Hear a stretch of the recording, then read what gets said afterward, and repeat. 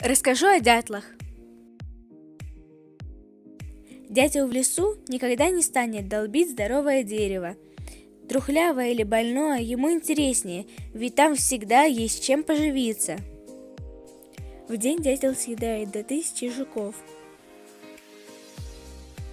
Лазая по стволу, дятел двигается по спирали и никогда не свешивается вниз головой. Это связано с особенностью его вестибулярного аппарата.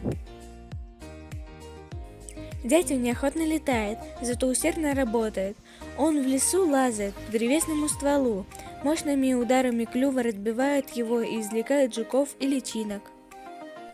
У дятла приспособлено для этого все. Большой твердый клюв, длинный и липкий с зазубренным язык, от которого насекомое уже не увернется, и жесткий хвост для опоры во время работы. Зачем дятлы стучат? Стук дятлов – это трель, которая происходит от быстрых ударов клюва по дереву. Дятел стучит, как барабанщик, с весны до сентября. Барабанная трель – это их язык. Птицы со стуком сообщают друг другу важные сведения. Почему у дятлов не болит голова после таких сильных ударов? Оказалось, что кости его черепа имеют губчатую структуру и амортизируют удары.